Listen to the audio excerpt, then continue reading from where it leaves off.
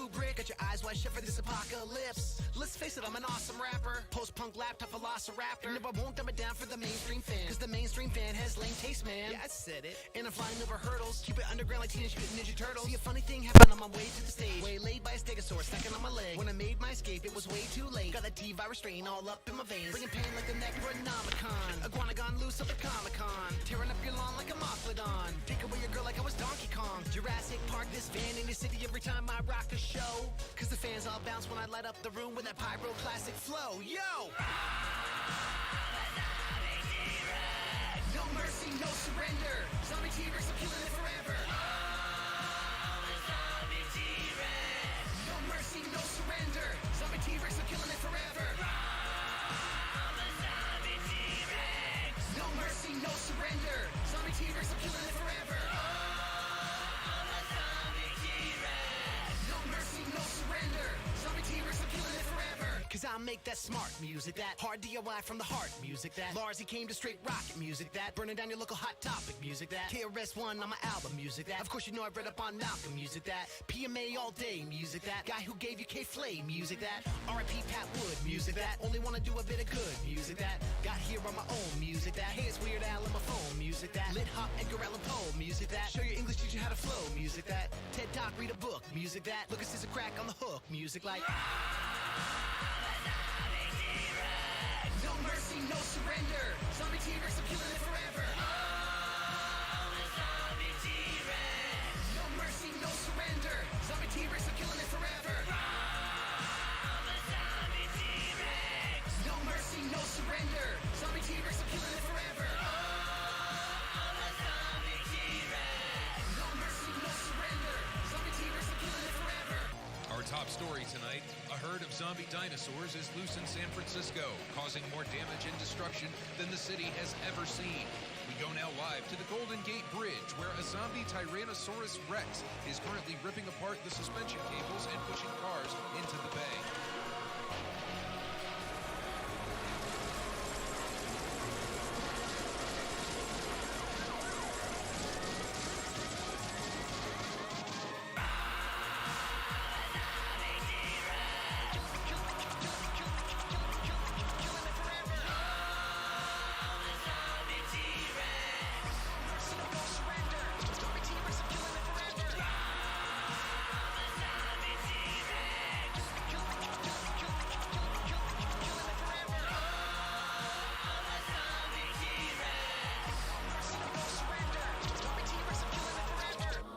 Coming up after the break, San Francisco has already seen its local coffee markets impacted by these zombie dinosaurs, what these developments mean for your organic Arabica. And then, enterprising young people are bringing gentrification to dinosaur caves and dens. We find the city's best apocalyptic food trucks. And finally, an Oxford study finds that white kids are still not hyphy. What can you do to help? We'll cover it after the break.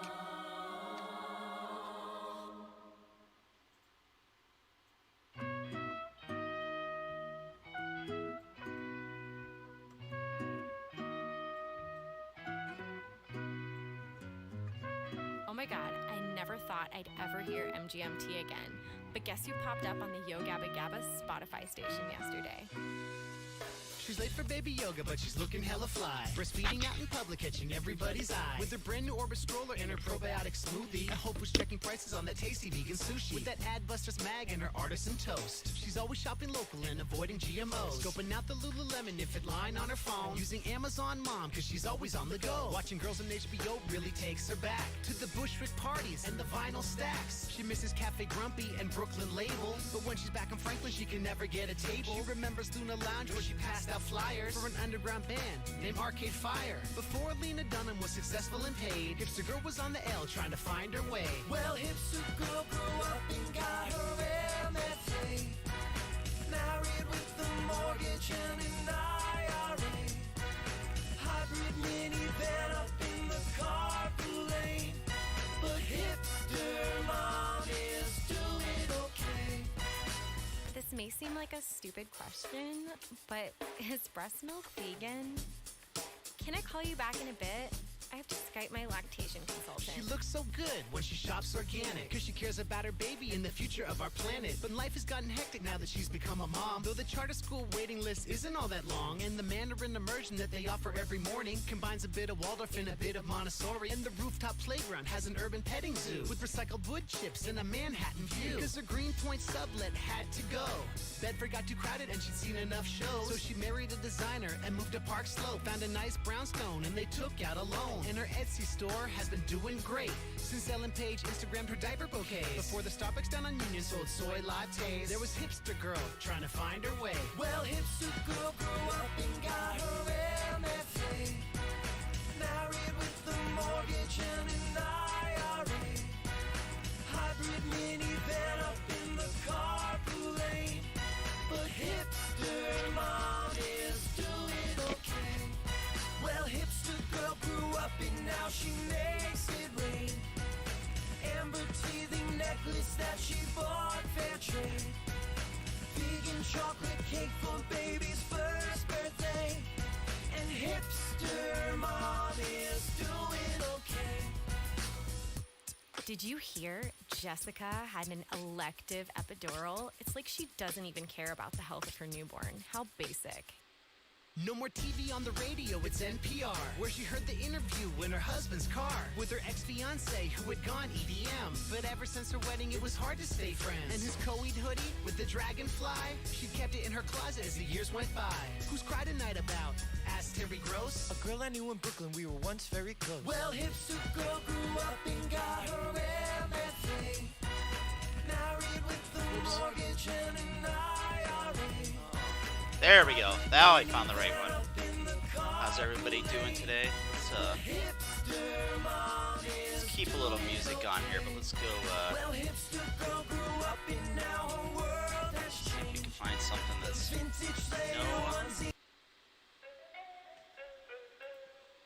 Alright. Something with no lyrics to it.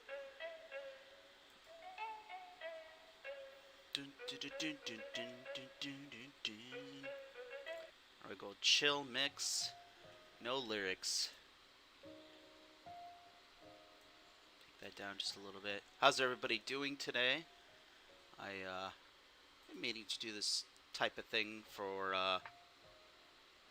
quite a while. In fact, I'm going to start doing these a lot more. And we'll talk about that here in just a little bit. Like some kind of changes I want to do with my channel on how I want to be doing things. I've been really putting a lot of thought into what I actually want to do and what I don't want to do. It's part of experimenting with things and trying new things out. And you realize there's certain things that you just don't enjoy doing, and there's some things like, yeah, that's freaking awesome.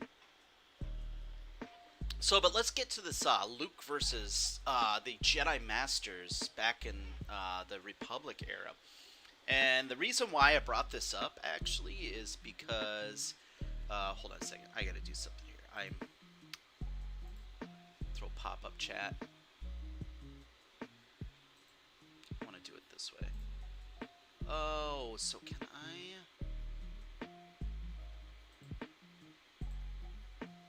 Let's do this. I want to be able to keep an eye on my screen. I'm doing just a little bit of testing on this to create source projector. So I've got...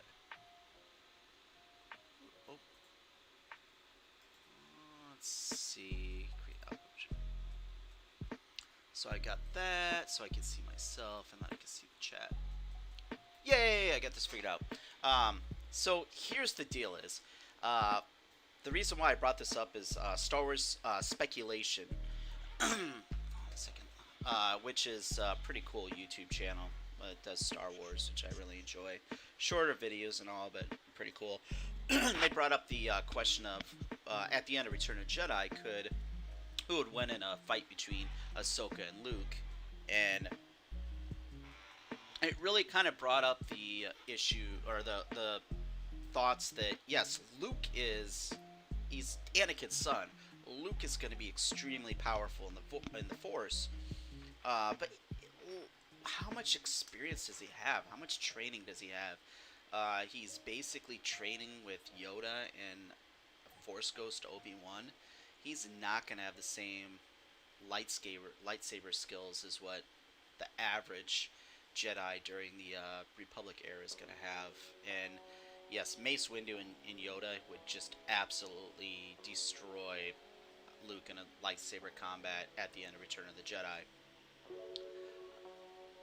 From Battlefront 2, you can you know from that. I don't think Battlefront 2 I don't think the multiplayer part of that is canon.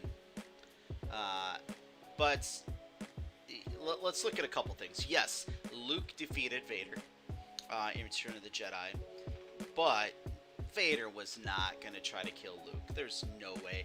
Vader was not going full force with him. He, I think, was already teetering on going back to the light. I think despite all the things he said to Luke about turning him over to the Emperor, he was conflicted. He wasn't fully there on the dark side. Everything, I mean, his entire reason for completely succumbing to Palpatine in the first place was to save Padme, and the only reason why he kept on that path is because he didn't think he had anything else to really live for, so he might as well just seek revenge against the Jedi and just become Palpatine's pawn.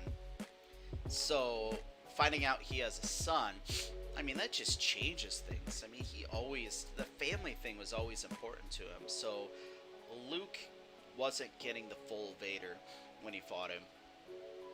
And there's also the fact that Luke had to succumb slightly to the dark side to defeat him, and obviously he pushed that away and said, I'm not going to use the dark side to destroy my father. I'm going to stay on the light. So Luke at the end of Return of the Jedi, I think we get smoked by not only every single member of the Jedi Council. To do the house tour, it's gonna be a while. My house is a mess. Not only would he get destroyed by every member of the Jedi Council in a lightsaber duel at the end of Return of the Jedi, he would get smoked by just about every Jedi Knight, in my opinion. He's got the obvious R.I.P. to Luke. Yeah, R.I.P. to Luke, yes. I kind of agree with in that situation.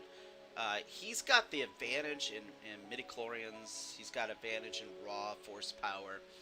I'm sure that he found ways of improving his lightsaber dueling ability over the next few years, especially as he got Padawans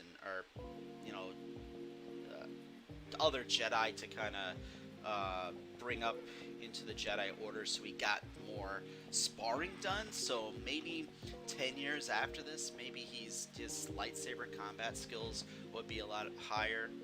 But as far as just lightsaber combat, man, not even close. It would just be an absolute 100% butt kicking. So that's my opinion on that. Let me know in the comments your thoughts on that. Luke's great, don't get me wrong, but he literally had very little lightsaber combat training.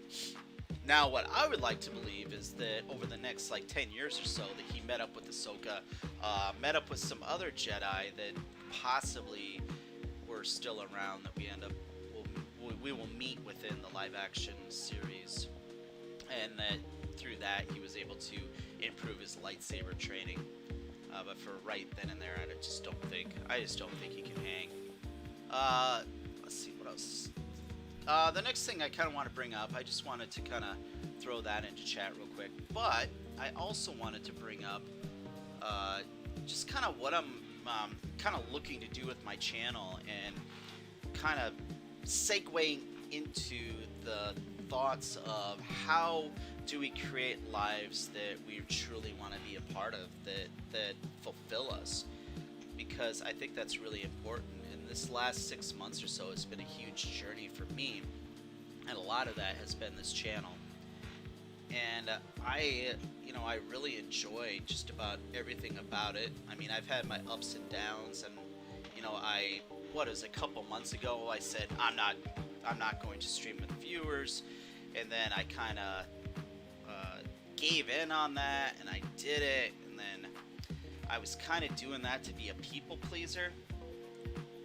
You want it to be a Lego channel, and not gonna be a Lego channel. You guys do your Lego channels, because those are awesome. not my thing at all. But I just plain and simply I need fulfillment when it comes to the chat, and with that, I'm getting that by talking to adults and people a little bit older.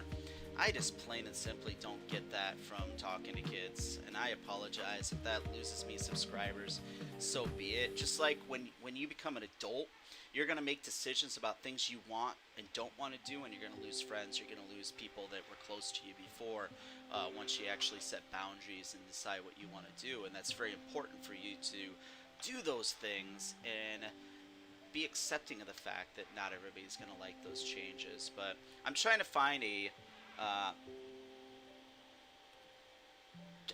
here's okay. So as far as the Discord server, yeah, we've got one. I haven't looked at it in like a week. I thought that was a really good thing to get into, but I'll be honest with you, I don't know how much I'm really going to pay attention to that. I've got other social media that I already kind of use. I am going to start working on putting together a Facebook group for the channel. That is something I use Facebook all the time. I don't need to open a brand new app or different service to do communication when I already have something I'm already using. So I will think more on the Discord server thing, but I can't honestly say I'm going to be opening that up very often. Where's that on? So as far as I need to figure out what an appropriate, I feel like I have to set an appropriate age. I won't stream with anybody below that age, and there's going to be a couple exceptions on that when we get into squadrons, but that's going to be a whole different thing. But I think I have to set an age, because what isn't working is for me to say these are the requirements that I have of anybody that I'm going to stream with. That you don't talk all the time, that you don't have a squeaky voice, that you're not giggling into the microphone the entire time. When I say that, I feel like people take offense to it. If I say that there's a specific age, then I get less anger, I guess. And obviously we have one person that's been let you be a mod though on Twitch. We'll see. I'm almost to 50 followers on Twitch. I probably do need to add 1 or 2 more mods. But you know, the stream has been getting I don't know, trolled or harassed by some kid who keeps on making up new names. Sean, Gina, whatever the heck he's got on there. Somebody that doesn't know how to accept boundaries, and that's kind of turned me off. Yeah, you have a suggestion for a game I should start? Well, let me know. I mean, I'm not really looking to play any new games or whatever. But it's kind of turned me off. It's kind of been like, now every time I see a new person in the chat, I'm like, is this that same person just making up a new name, trying to troll? So for Gina, Sean, or whatever, if you're watching this, dude, get a life. Learn some boundaries. Learn to take no, man. Like, not every life situation is somebody going to say yes to what you want to do. And that's perfectly fine. Stop taking offense to it, man. You're going to be miserable in life if every time somebody says, you are not him, Flickster. If every single time you freaking get told no on something, if you're gonna throw a fit about it and need to know a reason why, you're gonna be miserable in life. Sometimes a no is just something that tells you you need to move on to something else. Oh, Flixer, you know what? When you do it, it's funny, because when you create a new account and a new name or whatever, it's funny because it's like, alright, let's try to figure out who this is. But you're not constantly asking to play. You're not getting... I'm just trying to make a joke. You're not trying to make me feel bad because I don't want to play with you. And the thing is, you're another one that, Flickster, every once in a while, you're probably going to want to play with, but just not all the time. But there I go, saying maybe again, because when I say maybe, then people take that as, okay, I'll keep badgering them. But, no, I appreciate you. Oh, you're 5s on that? I never caught it. Usually we can catch you on that. Hey, what's up, Game with Gay Night? How you doing? So a couple things I'm going to be doing on my channel. I am going to be doing, I've been contacting some friends. I'm going to be doing a series of discussion-based interview-type shows or chats, I guess, which is something I wanted to do all along. And there'll be different types of topics, a lot trying to focus on discussions about having a more full and enjoyable life within the different people that I know and the people that I've seen make really good steps in their life to just live better. And so a lot of those people are ones that I want to have discussions with, so you guys can kind of see how they've kept the creativity in their heart and didn't succumb to the 9-to-5, BS that's really just killed their souls. Because I think that's a very important thing to realize, is that, and if you want to have a life where you don't feel like you have to turn to drugs and alcohol to be happy, you just don't let that creative spirit die. I mean, you might have to take some of those hours that you would love to be writing or creating a game or doing your Lego stuff, and you might have to take some of those hours and give those to education or to a job. So you're gonna have to do that, but never fully give into this life that they want you to live, which is always work, always have your eye on the prize.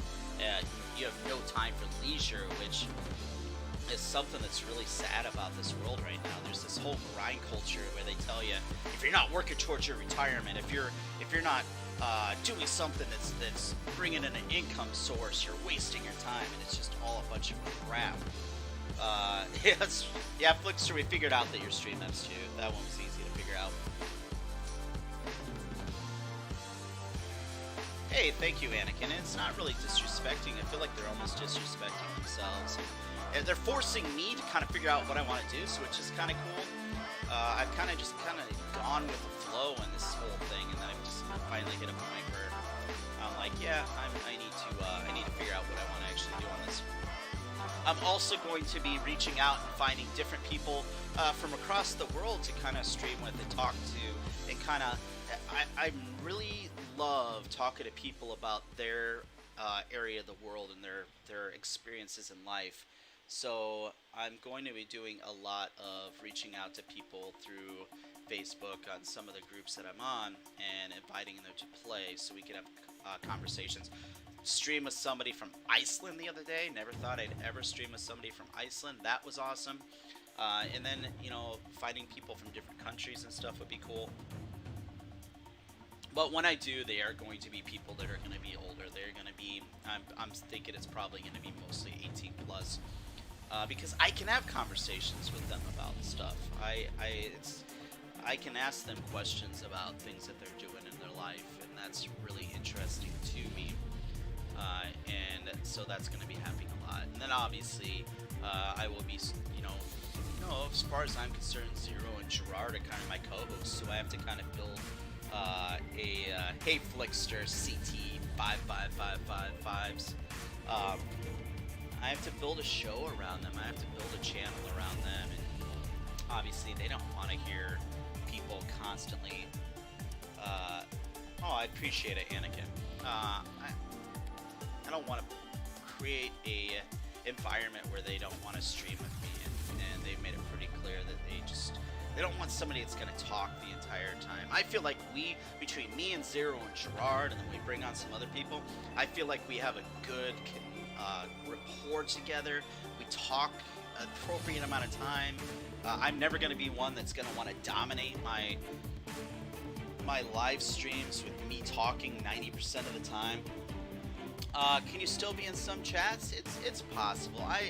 I want to leave the door open for later on. Once I figure out what I'm doing, I want to leave the door open for me figuring that out. Right now, not a focus of mine. right now my focus is finding some adults. There's that other part too. I am still quarantining. I go to work where I work with just a few people, and I don't get a whole lot of connection there. It's just, let's just put it this way. Most of the people I work with are younger also. And unfortunately, there's no connection. I'm not getting any kind of fulfillment from conversations right now. So I'm going to be reaching out to people that are older to where we can, I need that in my life. I need genuine connection right now. So I will be mostly reaching out to people that are a little bit older. And I'm hoping that through the conversations that I have with them, that you guys can take some wisdom, that you guys can get something out of that, because that's what I really enjoy doing. I just really enjoy talking to people about things and life and philosophy and stuff like that. Yep, no, I appreciate it. Yep, I'm definitely. I took today off. I was supposed to work today. I took today off because I needed a mental health day, and that's another important thing, dude. When you get to be adults, don't work so much that your mental health is compromised, man. It's not worth it. Don't make somebody guilt you about taking days off just to get your mind right. There, you know what? We take if we have a body part that's sore, we treat that. But yet, if we have mental health issues and we're not feeling right, a lot of times we're made to feel guilty because we take some time to get that part of our body corrected and healed, and never feel bad about that. Oh, Flickster, speaking of character development, so another thing I really want to do, and I almost did this the other day, and I'm trying to figure this out, and I've been wanting to do this for a long time, is, so I've got the RPG Maker program, and I'm going to start, like, just getting on that, and then just live streaming that, and anybody that wants to get into that, I want to help us build some characters within that, and use that to tell a story. Not necessarily make a game, and there might be some gaming elements, but starting from the scratch and discussing things as far as, you know, what the arcs are for what we want to do with these characters, what conflict between characters that eventually are going to be friends or still are friends, but what conflict is going to create drama and comedy within them. And a lot of things that I learned when I first wrote my book, as far as how you create a story, which is conflict. You know, and the funny thing is, if you watch movies, whether it's drama, horror, or comedy, all three of those, and they don't seem like they have a whole lot in common, but all three of them are, it's the conflict between characters and between the person and the environment or whatever. That's what creates drama. That's what creates suspense. That's what creates jump scares, and that's what creates just laughs. It's, you know, it's the same actual, like, recipe and how you create a story. For all those, there's just little tweaks that make it either funny or make it dramatic or make you like, oh crap, what the heck was that? So that's something I really want to work on here in the future. But let's see, I want to see if there's anything else I really want to talk about. But this is kind of my first, like, this thing that I'm going to start doing regularly.